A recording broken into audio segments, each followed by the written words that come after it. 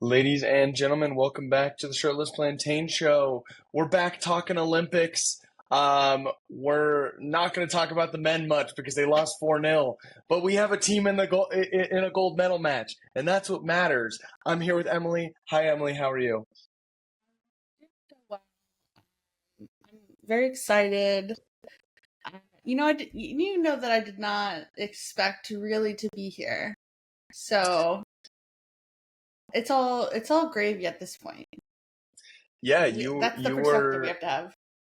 you were the full Debbie Downer prior to the Olympics. You let a 0-0 draw against Costa Rica blind you.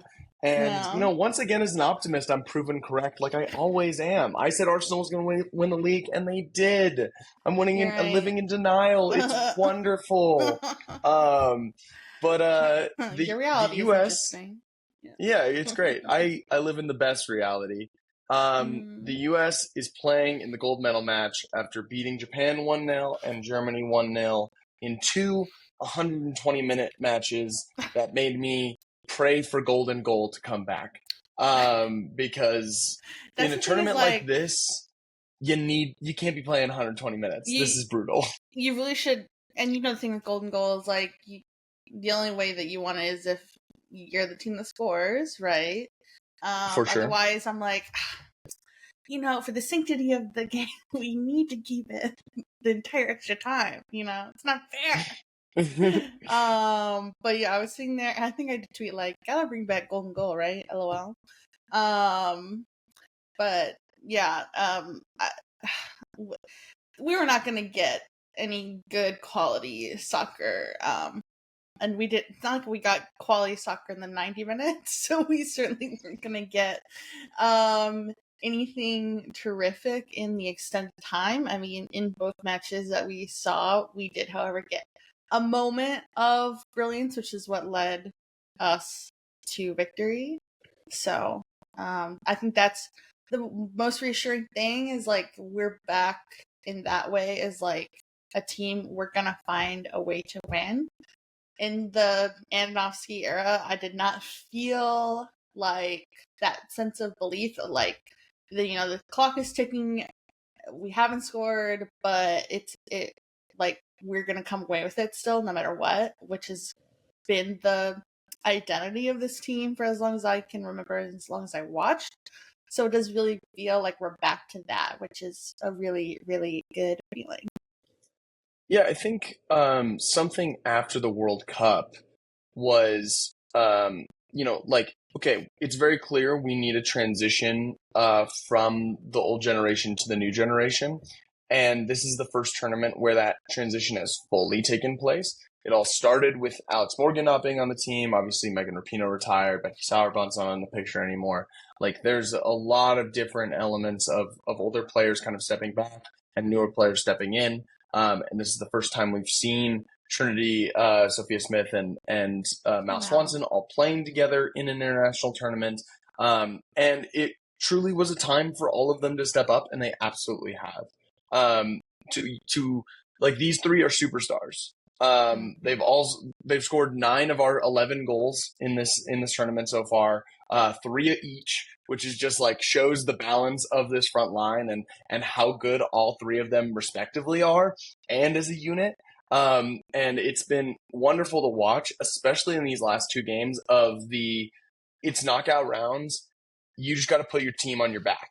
And that's what Trinity did against Japan with a beautiful goal. And that's what Sophia did in this game with a little bit more of a gritty goal, like Mm-hmm. outpacing someone in the 100 or the 95th minute of like I'm better prepared than you. I'm like in better shape than you, and I'm going to beat you to this ball and put it in the back of the net. Is like the kind of killer instinct that, like you said, we've kind of been missing during the Vlatko era. And Emma Hayes has brought it back.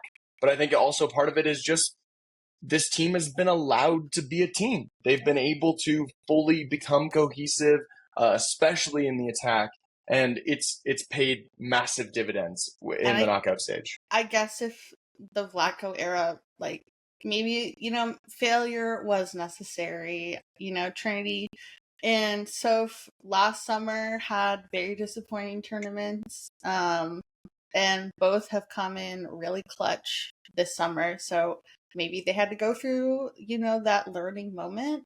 Hmm. Um, and this is how like the superstardom is made. We all know how talented they are, particularly in the NWSL. But like these are the moments that you look back on in future years where you're like, those were the star making moments, like similar to what Alex Morgan has done in past tournaments. So yeah. Yeah, I think there's been a lot of focus on the three of them, and rightfully so. Mm-hmm. Uh, I think this is very true But against Japan, but I think it was very, very true today against Germany. Naomi Girma might be the best center back in the world. Uh, and like yes, I truly don't watch enough women's soccer to like uh, we can have an make argument that. against myself. Let's have Um, that. Let's just make that statement. I mean, Emma Hayes did today. She said she's the best defender I've ever seen ever in my life. So, if Emma Hayes is comfortable saying that, someone who's coached for many years, and obviously has witnessed many defenders, I think we should feel comfortable making that statement. It's on her back, so. I did not know Emma Hayes made that statement because I don't have the Twitter app on my phone and just got home from work to record this. Wow, what a So brag. I'm just, we're just on the same You page, me and you Emma two Hayes, are really that Yeah, brain the trust.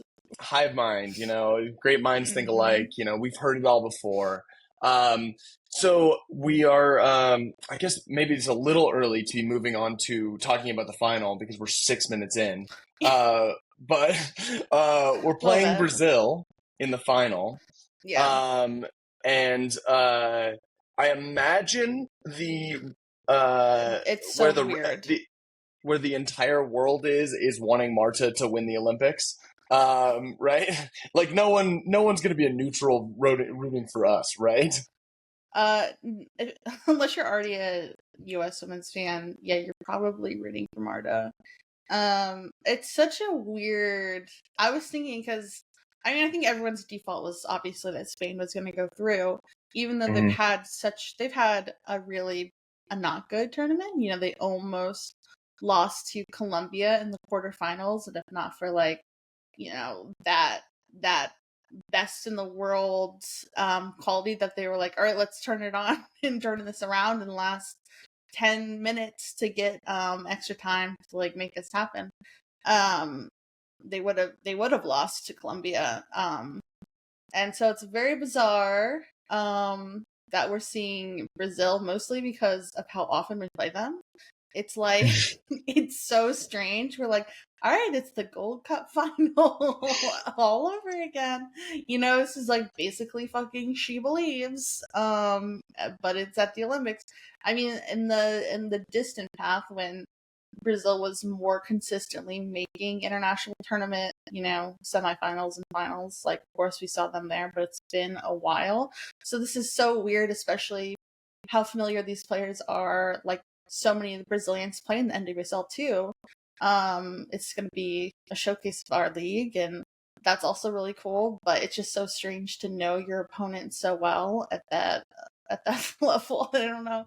Like every instinct is like, yeah, we have to win because we've like our recent record against Brazil is so good. But that just makes me feel it feels like a trap to just feel confident. Yeah, I mean, well, you think confidence and positivity is bad, and that's why you think that.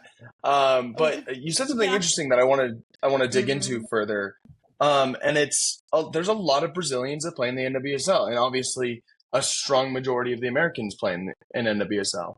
Um, Obviously, NWSL is at a different level comparatively to Europe than like MLS is to European Yeah. men's leagues. But what kind of message does this send to a lot of European based players Says fuck that, you. No, no, yeah, I mean, not players. I mean fans, not the players. I mean the fans. I, absolutely European fuck you to fans. the fans. Fuck you. But I'm curious about like a player perspective Yeah. because they're like, what is the view that a lot of players have of NWSL and of like professional soccer in North America Mm-hmm. compared to Europe on the women's side? Because it's a lot closer than the men's. So Yeah. like, there's got to be some players that are like based in England's like, wow, there's so many NWSL players in this final. Maybe I thought too little of this league, or maybe it's actually a viable option for me. Like, what does this say about NWSL to the world? Oh yeah, I think it's been like a weird cycle, like within the last few years, with particularly like England's rise in world football. Like, there's been a very pro WSL. Like, of course, this is the best league in the world, even though it's not very competitive in terms of like top to bottom. Um, I mean, Champions League is kind of the reason I feel like NWSL gets knocked a bit, because we haven't had that in the past. We're having that. I mean, obviously, you have to grow the quality of that competition, and it's not going to be, the quality that you have in Europe right away. But I think you're seeing it with some of the recent signings that Thunders have made, that we're a league that people are realizing is so competitive week in and week out. It's like, do you want to, play for a top club in one of these European leagues where, like, every week it's like, you can kind of rest on your laurels a bit because it's not much of a challenge, and then wait for your, Champions League games for it to really be competitive. I think all of the European players that come here will tell you that, like, okay, it's like every week is like a cup final game. I think Jess Carter said that. She just signed for Gotham. So I think the proof is there for you. I think it's just gonna be like a word of mouth thing, like, as more of these players come to the league. And I think it's good to have more No, for players come sure. here and then us go there. But it is exciting for us because I do kind of have a chip on my shoulder about it, like an Yeah, inferiority complex. I think it'd be very interesting to both see more European players come here, but also more Americans go abroad. Like, I think someone like Naomi Girma or Sophia Smith or Trini Rodman are absolutely good enough to be on a top team in Europe and in like a Champions League quality team. Uh, and like, it would be cool to see them get that kind of world attention because, like, Mm-hmm. obviously us as NWSL and women's national team fans, we know how good they are. Most European kind of fans or just fans around the world in general aren't really getting a look at them other than in these international tournaments. So when they have these huge tournaments, it's like, okay, Naomi Girma's probably pretty close to being a household name in women's soccer, which is Mm-hmm. a great place for her to be. And it'll be interesting to see how things develop in that regard. Switching gears back to the games, um, I think that these were two games that were very much lessons in patience for this team, because they were 0-0, because they were everyone's on tired legs, no one's going for it. I guess the Germany game was a little bit more open than I was expecting. It was a Mm-hmm. little bit more back and forth. But the Japan game in particular, they were a little bit more like Australia was in the group stage, which they were a little bit more willing to sit back. And we had to really, really fight to break them open. Um, what do you think?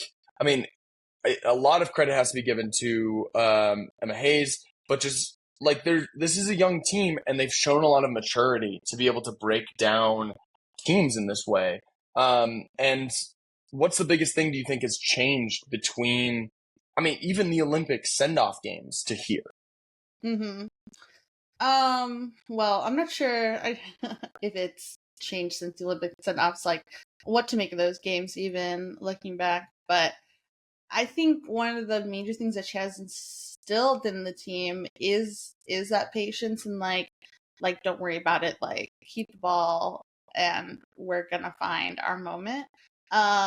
Like against Germany in the match, in the group stage game, it was like something that we've struggled with so much in the past is just being able to keep like possession when we're on top and just like kill a game that way, is just by possessing. Um and so that's like a step forward I've seen.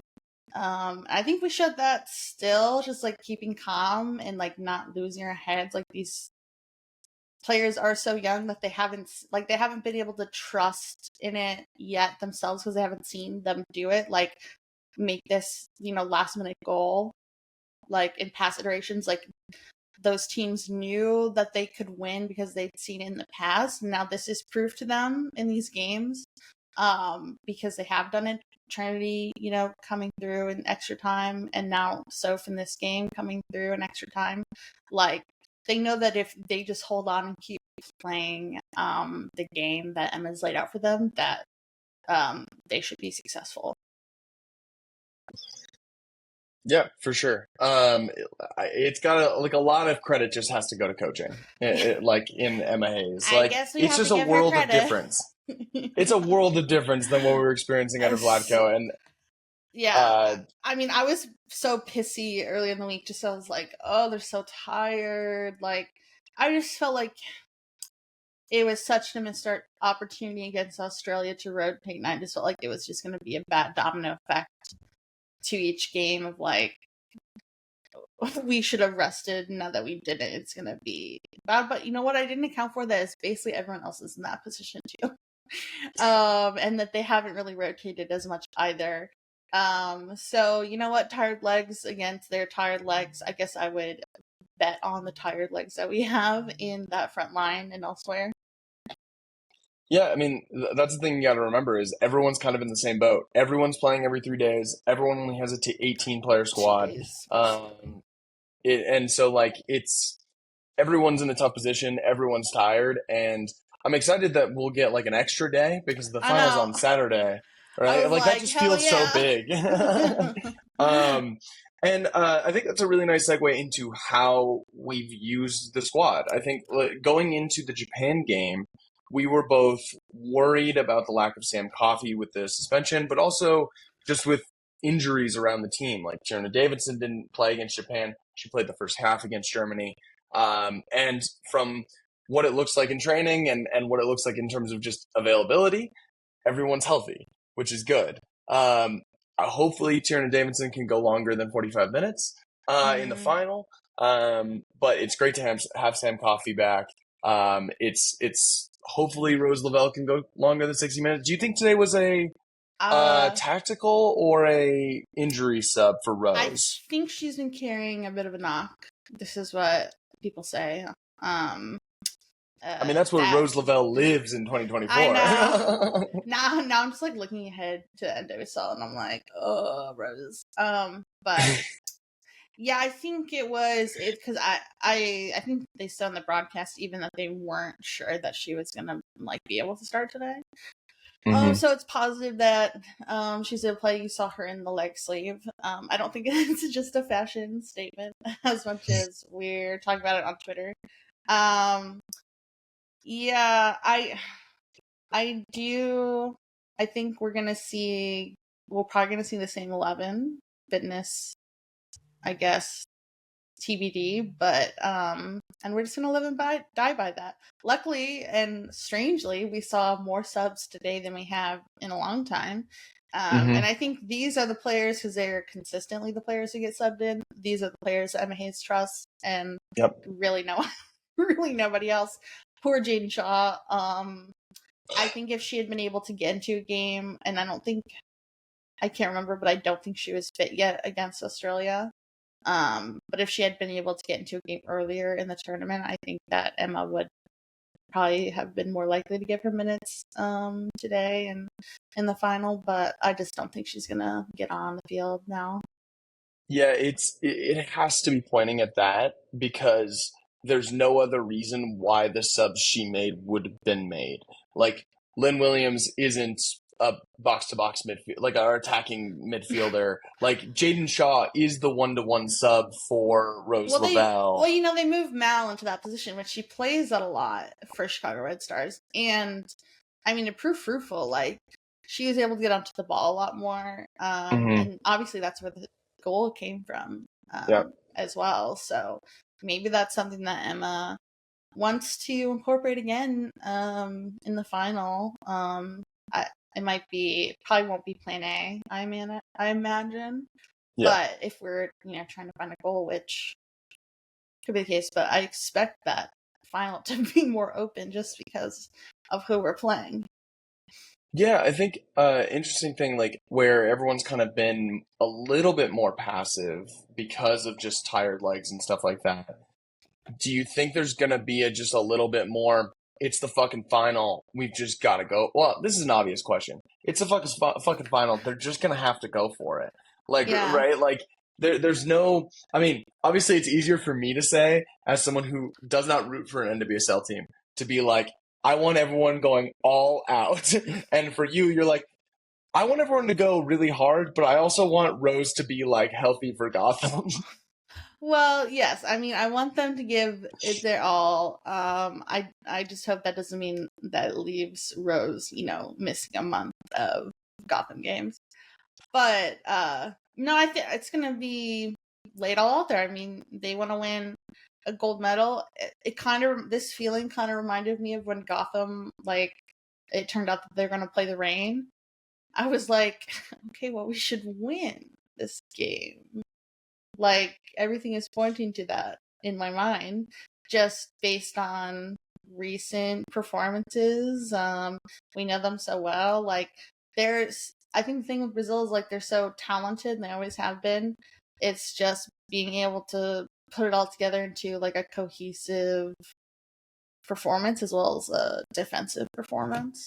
You saw against Spain, even though they're up, they were very little holes in the back. They conceded 2 goals and late on, so um, I'm not sure where I was going.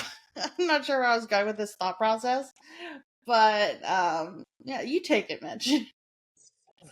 I'll happily take the reins back. One interesting thing I thought from the Germany game today was that in extra time, Emma was clearly more willing to make subs in this game. I think that, like, we do have to kind of remember this I think is it was her out of first rodeo, necessity. Yeah, in an international tournament, but taking Crystal Dunn and Lindsay Horan off at the same time, it takes some guts because those are the two veteran players on the team.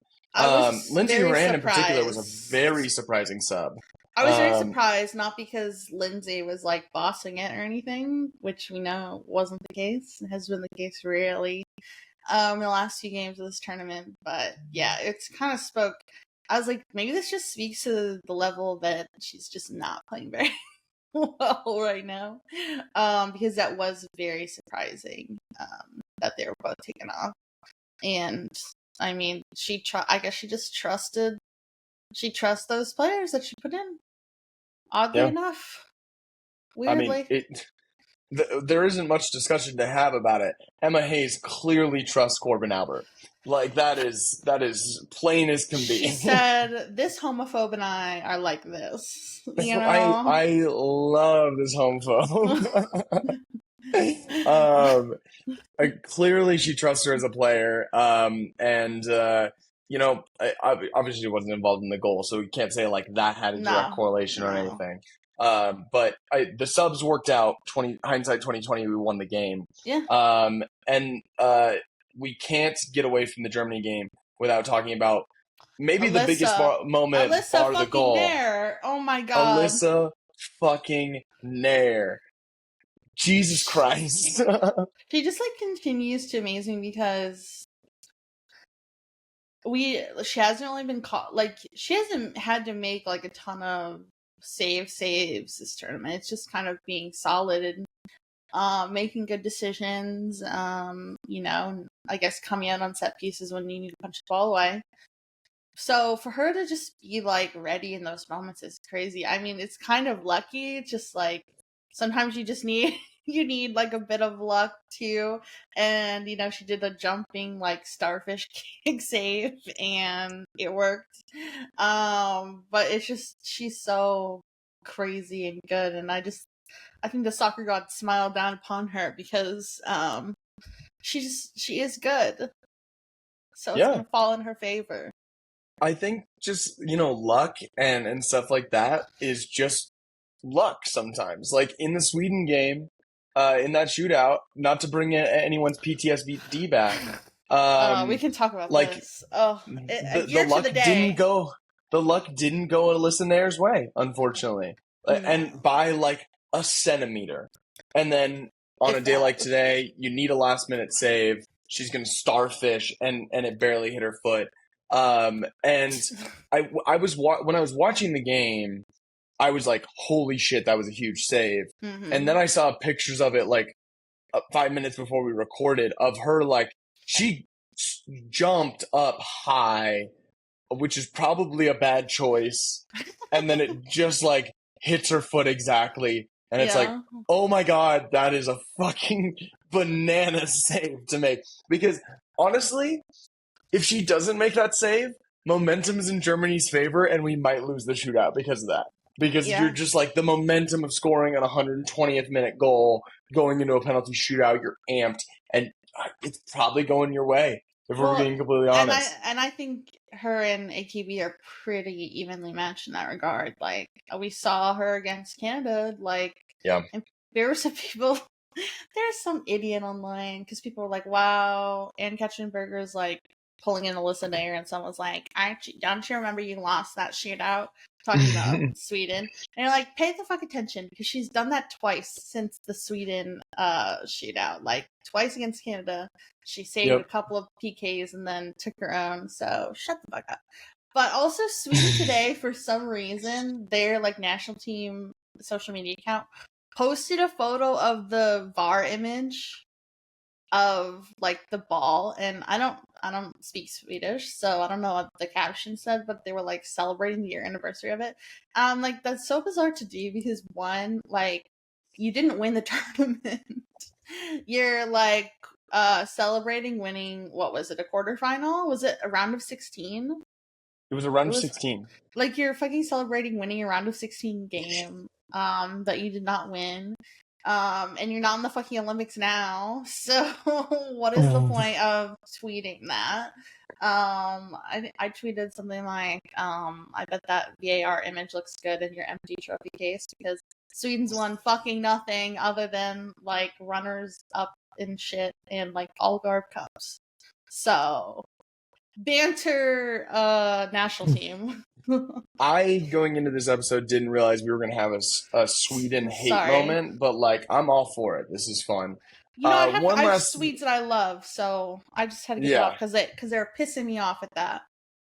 I don't blame you. One last thing before we get out of here.